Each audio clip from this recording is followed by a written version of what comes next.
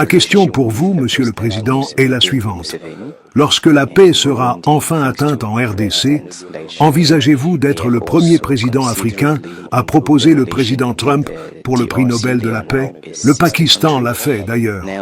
Président, quand atteindrons-nous la paix? Dieu seul le sait. Je dois quelque chose au président Trump, je le reconnais. Il a vraiment pris cette question à cœur, et nous lui devons cette reconnaissance.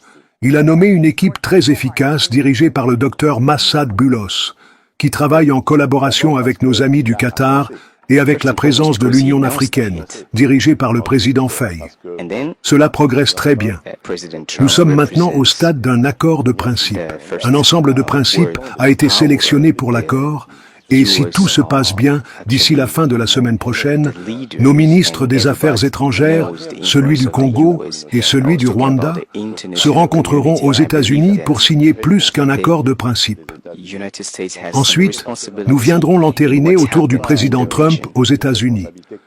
Je ne sais pas quand cela aura lieu, cela dépendra des progrès sur le terrain, mais aussi de l'agenda américain, car nous savons que les États-Unis sont impliqués dans de nombreuses questions.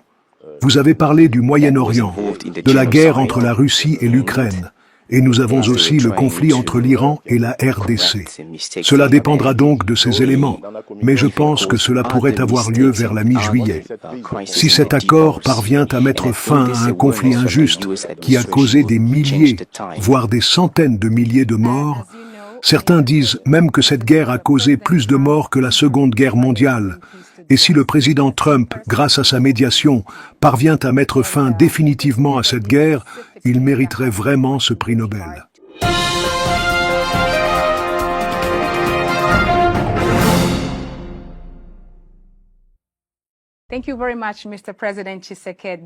Merci beaucoup, Monsieur le Président Tshisekedi, de m'avoir accordé cette opportunité pour cette interview. C'est un plaisir pour moi d'être assis ici avec vous à Kinshasa. Je l'apprécie vraiment. Président, merci madame. Nous sommes également fiers de vous et honorés d'être interviewés par la seule journaliste africaine à la Maison-Blanche. Vous êtes la bienvenue à Kessa, vous et votre délégation. Journaliste, merci, Monsieur le Président. Pour commencer, j'aimerais que vous nous disiez comment vous décririez la situation actuelle en République démocratique du Congo, Monsieur le Président. Président, c'est une situation injuste qui nous est imposée. Nous sommes des victimes. Nous avons lancé de nombreux projets en République démocratique du Congo. Le premier consistait à instaurer la paix. J'ai visité les 9 pays voisins de la RDC, rencontré mes homologues pour discuter de la nécessité de développer des programmes de développement communs au bénéfice de nos populations. Un autre projet était de reconstruire notre pays avec des infrastructures. Un autre encore portait sur les aspects sociaux. Nous avons lancé un programme d'éducation gratuite et nous travaillons sur la couverture sanitaire universelle pour améliorer l'accès aux soins de santé pour tous les citoyens congolais. Alors que nous travaillons sur tout cela, nous avons été victimes d'une guerre injuste qui cache des intentions de pillage, des intentions de piller nos ressources minières et agricoles. C'est malheureusement la situation injuste que nous vivons. Journaliste, vous avez mentionné plusieurs fois l'injustice et le fait d'être victime. Que souhaiteriez-vous que la communauté internationale comprenne mieux à propos de ce conflit? Quelque chose qui est peut-être souvent négligé ou mal compris. Président, la communauté internationale doit comprendre que tout cela a commencé avec le génocide au Rwanda en 1994. À l'époque, la RDC s'appelait le Zaïre, et le président zaïrois, Feu Mobutu, a été invité à ouvrir les frontières pour accueillir les réfugiés rwandais fuyant le génocide. Mais malheureusement, parmi ces victimes se trouvaient aussi des responsables du génocide. Nous aurions dû agir différemment pour contrôler ces responsables, mais nous avons donné à l'armée rwandaise l'autorité d'entrer sur le territoire congolais pour régler cette question.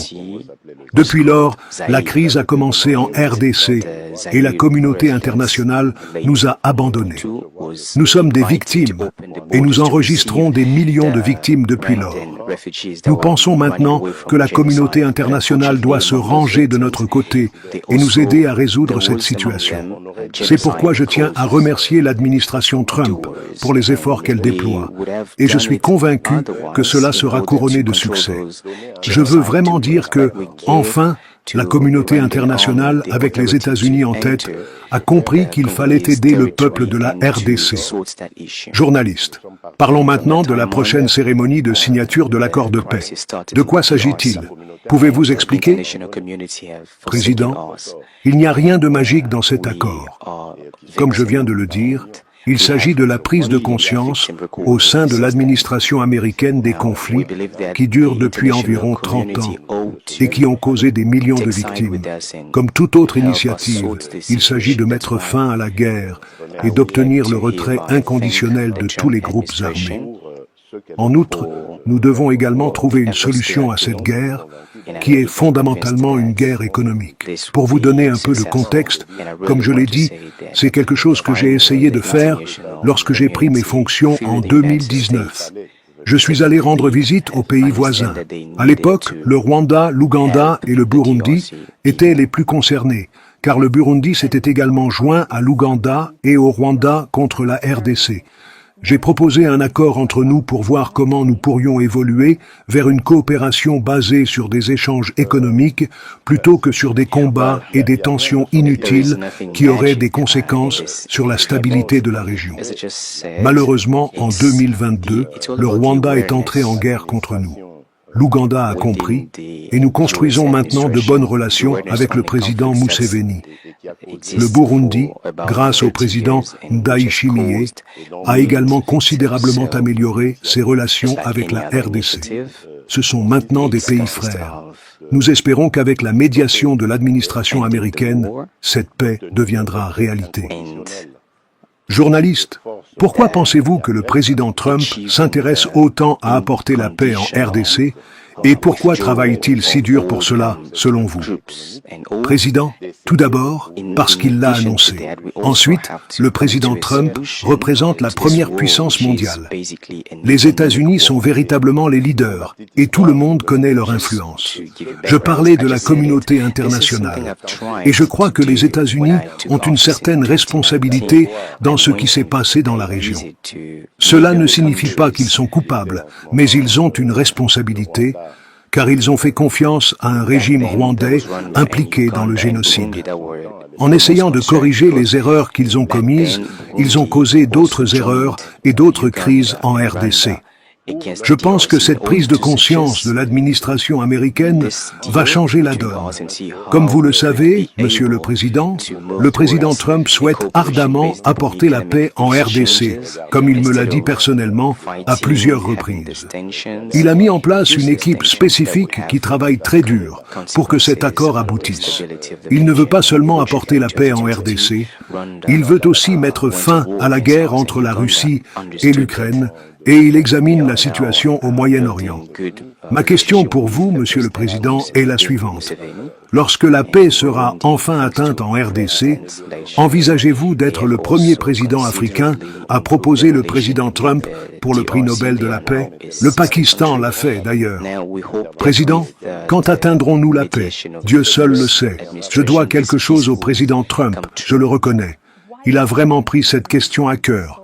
Et nous lui devons cette reconnaissance. Il a nommé une équipe très efficace dirigée par le docteur Massad Boulos, qui travaille en collaboration avec nos amis du Qatar et avec la présence de l'Union africaine, dirigée par le président Faye. Cela progresse très bien. Nous sommes maintenant au stade d'un accord de principe. Un ensemble de principes a été sélectionné pour l'accord, et si tout se passe bien, d'ici la fin de la semaine prochaine, nos ministres des Affaires étrangères, celui du Congo et celui du Rwanda, se rencontreront aux États-Unis pour signer plus qu'un accord de principe. Ensuite, nous viendrons l'entériner autour du président Trump aux États-Unis. Je ne sais pas quand cela aura lieu, cela dépendra des progrès sur le terrain, mais aussi de l'agenda américain, car nous savons que les États-Unis sont impliqués dans de nombreuses questions. Vous avez parlé du Moyen-Orient, de la guerre entre la Russie et l'Ukraine, Et nous avons aussi le conflit entre l'Iran et la RDC. Cela dépendra donc de ces éléments, mais je pense que cela pourrait avoir lieu vers la mi-juillet. Si cet accord parvient à mettre fin à un conflit injuste qui a causé des milliers, voire des centaines de milliers de morts, certains disent même que cette guerre a causé plus de morts que la Seconde Guerre mondiale. Et si le président Trump, grâce à sa médiation, parvient à mettre fin définitivement à cette guerre, il mériterait vraiment ce prix Nobel. Je serai le premier à voter pour lui. Journaliste, Monsieur le Président, comme nous le savons, la réputation de la République démocratique du Congo dans le monde n'est pas bonne. Beaucoup de gens considèrent ce pays comme très corrompu, avec des problèmes de mauvaise gouvernance. Lorsque cet accord de paix sera enfin conclu, envisagez-vous de mener un travail approfondi pour lutter contre la corruption dans ce pays? Président, non, pas du tout. Parlons de cette question de la corruption. En général, la RDC est stigmatisée. Bien sûr, la corruption existe partout dans le monde, même dans les pays démocratiques. Partout, vous entendez parler de cas de corruption. Ce n'est donc pas quelque chose de spécifique à la RDC seule. Ensuite, il faut savoir qu'il y a plusieurs éléments à considérer dans notre pays quand on parle de corruption. La première chose, ce sont les comportements. Ces dernières années, nous avons constaté des problèmes de comportement. Par conséquent, la corruption est très visible en Afrique chez les Congolais. Ensuite, nous avons le système juridique du pays qui devrait contribuer à résoudre ce problème. Et nous avons aussi les conditions sociales, c'est-à-dire les salaires, qui rendent difficile pour certaines personnes de subvenir à leurs besoins. C'est quelque chose sur lequel nous avons commencé à travailler depuis que j'ai pris mes fonctions en 2019. Nous avons commencé à lutter contre cela. J'ai mis en place plusieurs mécanismes de changement de mentalité. Il y a une unité qui se concentre sur cela et une autre qui lutte contre la corruption par la sensibilisation et la dénonciation. J'ai lancé des réformes et aujourd'hui, ce n'est pas encore parfait, mais nous y travaillons. Avez-vous constaté des progrès? Oui, bien sûr, nous avons enregistré des progrès. Je mentionnerai que le troisième élément est celui des revenus. Quand je suis arrivé au pouvoir, le budget de la RDC était d'environ 5 milliards de dollars. Aujourd'hui, nous avons triplé ce montant et nous sommes maintenant en mesure de collecter ces revenus grâce aux mécanismes que nous avons mis en place. Nous allons également mobiliser nos efforts pour diversifier notre économie. Nous allons pouvoir améliorer l'efficacité de la justice et du système juridique, ce qui nous permettra de réduire l'impact de la corruption sur l'économie. Donc, nous avons juste besoin de temps et nous avons besoin de paix et de stabilité. Cela nous permettra de réaliser tout cela. Journaliste, Monsieur le Président, l'accord de paix signifie que la paix qui viendra en RDC apportera de nombreuses opportunités d'investissement. Envisagez-vous de renforcer cette lutte contre la corruption, car il y a beaucoup d'investisseurs qui chercheront à venir en RDC, mais la situation actuelle n'est pas la meilleure, la corruption est toujours là. Même si, comme vous l'avez mentionné, beaucoup d'efforts sont faits pour la combattre. Envisagez-vous de renforcer cette lutte? Président, bien sûr, mais nous n'avons pas attendu cet accord économique pour lancer ces initiatives. Je parle déjà de ce que nous avons fait avec nos amis chinois. Quand je suis arrivé au pouvoir, j'ai constaté une injustice dans le partenariat signé avec la Chine. J'ai voyagé en Chine, j'ai parlé avec les dirigeants et je leur ai dit que j'attendais un partenariat gagnant-gagnant, mais malheureusement, j'avais remarqué que la Chine prenait une plus grande part des bénéfices que le Congo. Nos amis chinois ont accepté de réexaminer cela, et maintenant, nous essayons de rééquilibrer les choses. Bien sûr, cet accord aura un impact non seulement sur le niveau de vie des citoyens congolais, mais aussi sur les comportements, les mentalités, qui sont très vulnérables à la corruption. Quand vous avez des capacités financières, vous êtes moins vulnérable à la corruption. Voilà. Et comment comptez-vous assurer la sécurité des investisseurs étrangers dans les zones qui étaient en conflit? Président, pour ces zones, aujourd'hui, nous luttons contre ce conflit. Nous essayons de l'éradiquer grâce à cette médiation par les États-Unis, que je salue, mais aussi grâce au renforcement des capacités de nos forces de défense et de sécurité. À cet égard, je pense que nous n'avons pas réussi, et même la dernière agression par le Rwanda dans la ville de Goma, à Bukavu, l'a démontré. Mais bien sûr, grâce aux réformes, aux partenariats et aux investissements dans ces institutions, notamment les services de renseignement et l'armée, cela nous permettra d'améliorer ce système de protection pour les citoyens et pour les frontières. C'est ce que nous préparons, et je crois que ces investissements seront les bienvenus, car ils permettront à la RDC ainsi qu'aux États-Unis de renforcer leurs liens. Par conséquent, nous aurons plus d'intérêts communs à préserver, et l'expérience américaine nous sera également très bénéfique à l'avenir. Journaliste, avez-vous des politiques pour impliquer la diaspora congolaise dans le développement national? Il y a beaucoup de Congolais très talentueux et compétents qui pourraient apporter leurs connaissances pour développer le pays. Envisagez-vous des politiques pour impliquer ces Congolais de la diaspora? Président, la première politique, en ce qui me concerne la loi sur la nationalité. Comme vous le savez, aujourd'hui, la nationalité congolaise est exclusive, ce qui signifie que si vous avez la nationalité congolaise, vous n'avez pas le droit d'avoir une autre nationalité. Or, nous avons beaucoup de citoyens congolais qui ont acquis d'autres nationalités. Nous devons vraiment lutter pour ce principe. Mais au Congo, c'est très sensible car nous avons un conflit important, notamment avec le Rwanda, où nous avons été victimes d'infiltration. Des citoyens rwandais sont venus et se sont présentés comme étant congolais. C'est donc un sujet très sensible. La deuxième chose que nous avons déjà commencé à faire est de supprimer les visas pour les citoyens d'origine congolaise, même s'ils ont une autre nationalité. Ils ont le droit de revenir au Congo sans exigence de visa. C'est quelque chose d'effectif depuis que j'ai pris mes fonctions. Nous travaillons également à mettre en place des incitations fiscales pour les Congolais qui reviendraient au Congo avec l'intention d'investir.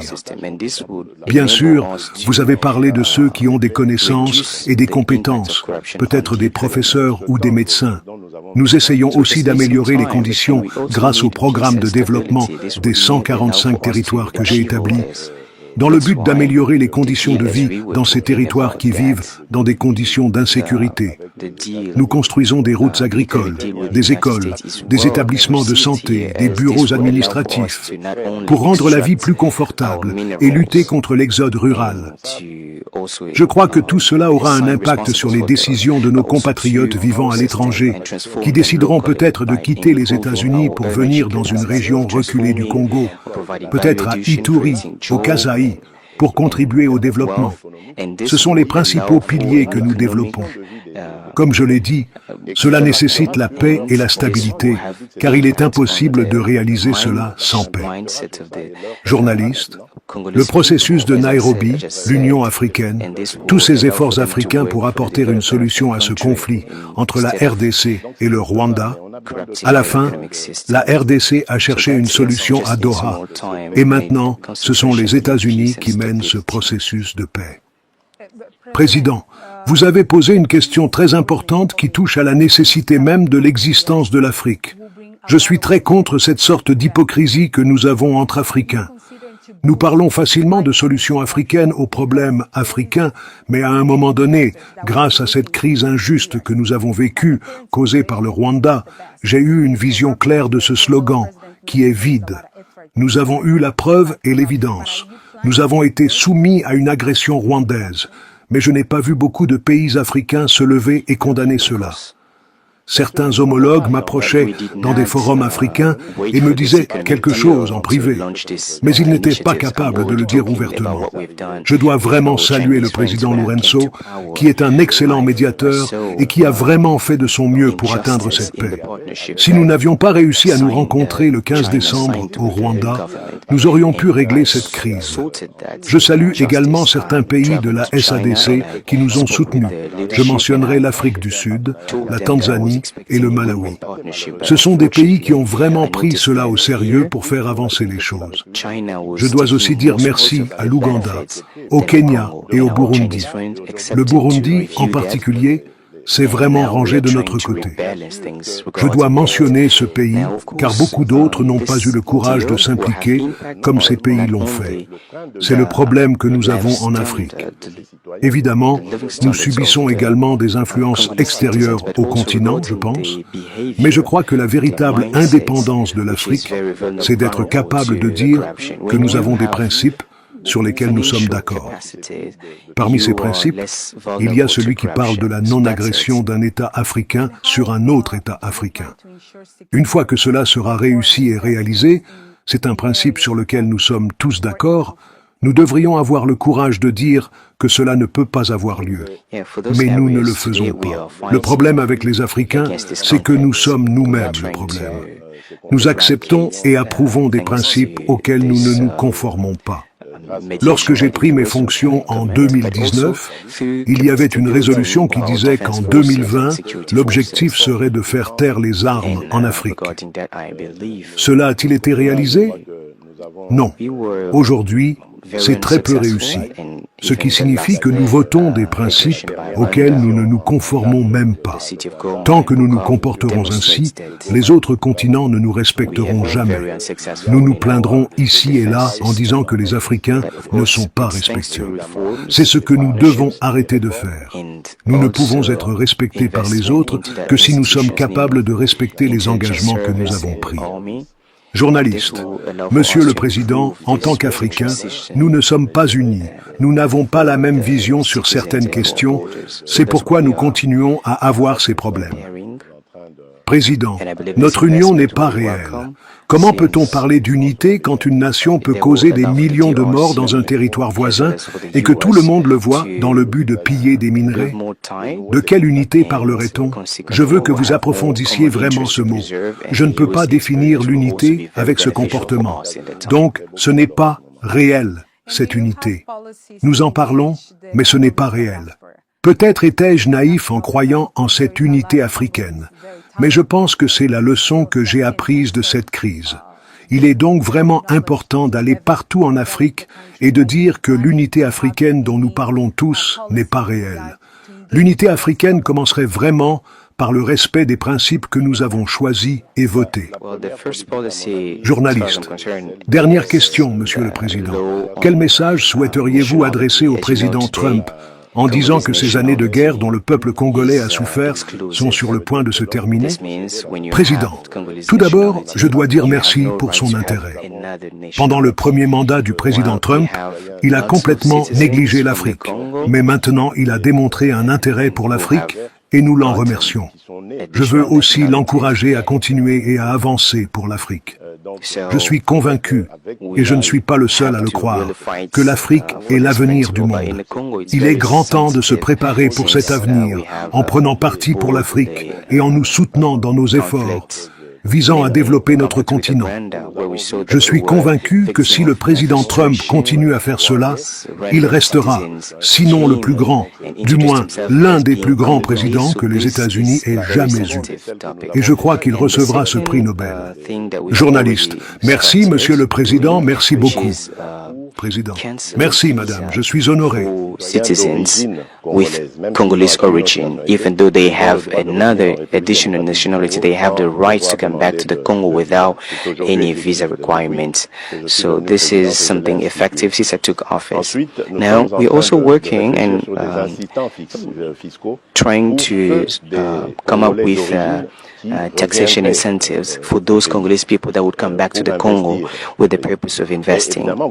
But of course, you talked about those who have knowledge and skills, maybe professors or doctors. We're also trying to improve conditions thanks to the development program of 145 territory development that I have established with the purpose of improving the living condition in those territories that are living in unsecure conditions. We are building agricultural feeder roads, schools, health facilities, administration offices, in order to make life more comfortable and fight against rural exodus. And I believe all this will have impact on the decisions of our fellow countrymen that are living abroad, that will decide to leave the United States and come to the countryside, somewhere in a remote area in the Congo, maybe in Ituri, Chopo, Kasai, and you name it,